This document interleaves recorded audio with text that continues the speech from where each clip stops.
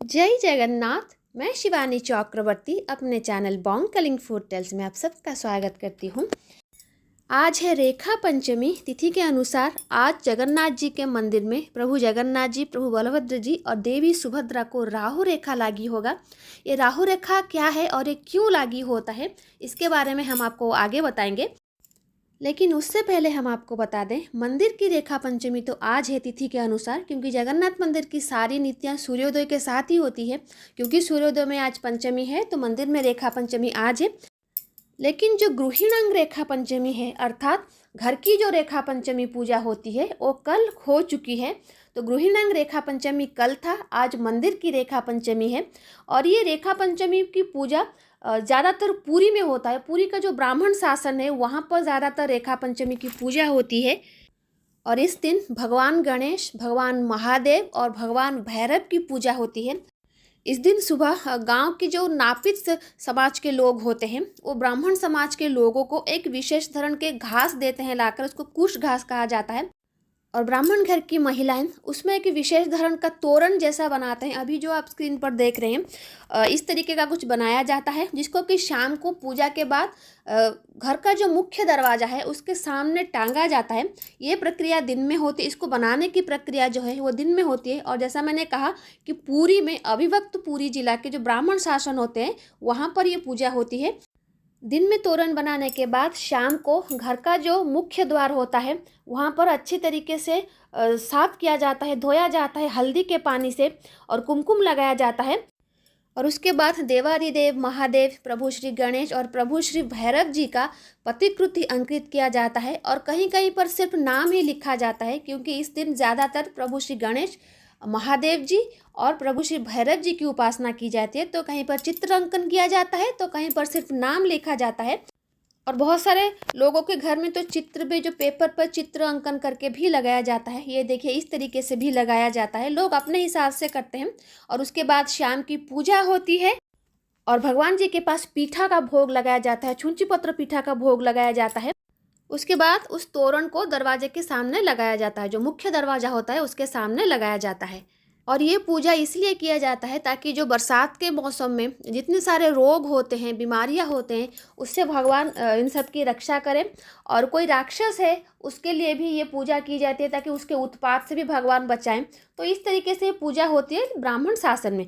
तो ये पूजा जो है वो कल समाप्त हो चुकी है और मंदिर की पूजा जो है आज है। और आज जगन्नाथ मंदिर में तीनों देवी देवताओं को राहु रेखा लागी होगा। और ये राहु रेखा स्नान पूर्णिमा के वक्त जिस तरीके से भगवान जी का चीता उलागी हुआ था, अर्थात चीता को उतारा गया था, राहु रेखा को भी उसके बाद जो अनशर की नीति थी उस वक्त राहु रेखा को भी निकाल के रखा गया था। और चीता तो बहुत पहले भगवान जी के माथे पर लग चुका है, लेकिन राहु रेखा रेखा पंचमी के दिन लगता है। राहु रेखा एक सोने की पट्टी होती है, जिसको भगवान जी को इसलिए पहनाया जाता है ताकि भगवान जी सारे ग्रह नक्षत्रों के चलन को वो कंट्रोल कर सकें, ताकि उनके भक्तों के ऊपर उसका कोई दुष्प्रभाव ना पड़े। सारे भक्तों के कष्ट को वो निवारण करने के लिए ये राहु रेखा अपने मस्तक पर धारण करते हैं।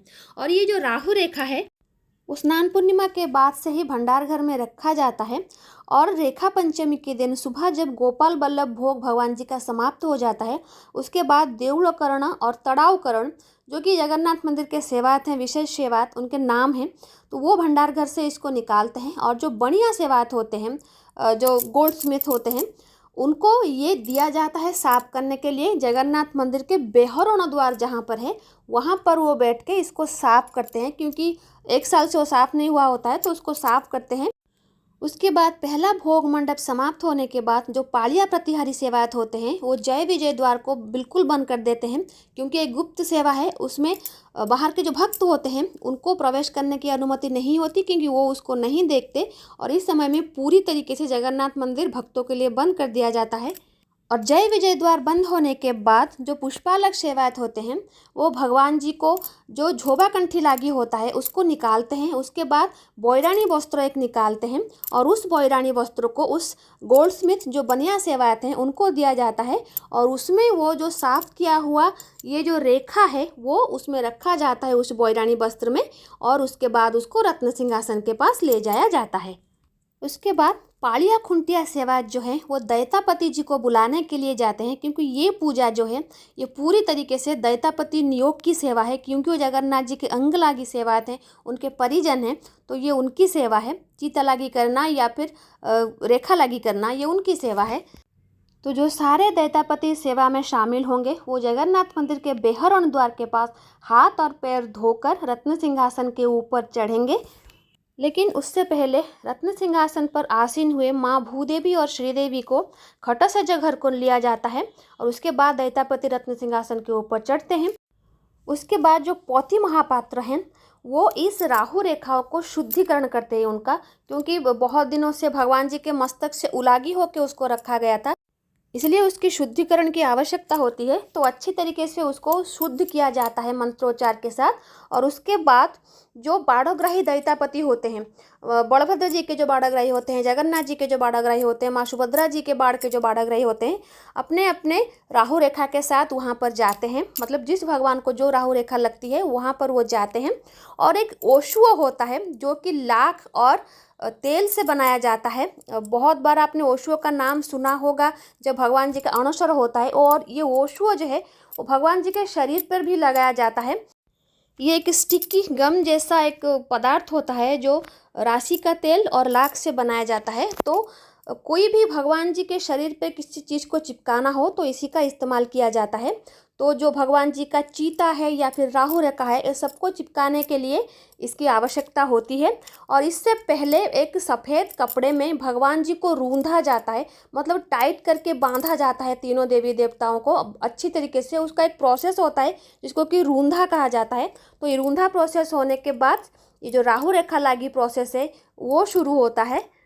और भगवान जी को राहु रेखा लग जाने के बाद बाकी जो भी अलंकार आभूषण भगवान जी के चेहरे पे होते हैं उसको चेक किया जाता है, सारे आभूषण ठीक जगह पर है या नहीं।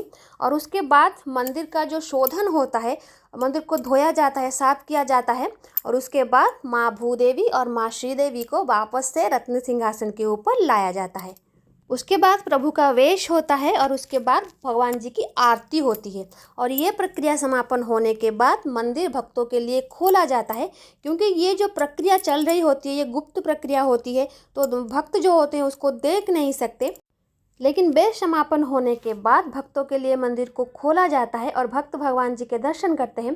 और आज के दिन को लेकर ऐसी मान्यता है कि कोई भी भक्त अगर कोई ग्रह नक्षत्र के चलन की वजह से ग्रह पीड़ा से ग्रसित है, तो अगर आज के दिन राहु रेखा के साथ वो जगन्नाथ जी के दर्शन करता है तो जगन्नाथ जी उसके सारे ग्रह पीड़ाओं को हर लेते हैं। और भगवान जी इसीलिए ही तो पहनते हैं राहु रेखा अपने मस्तक पर, ताकि वो अपने भक्तों के सारे ग्रह पीड़ाओं को निवारण कर सकें। तो ये थी छोटी सी जानकारी भगवान जी के राहु रेखा लागी और रेखा पंचमी के ऊपर। आई होप ये वीडियो आपको अच्छा लगा होगा। तो आज के लिए इतना ही, रहते हैं। जय जगन्नाथ, जय माँ काली।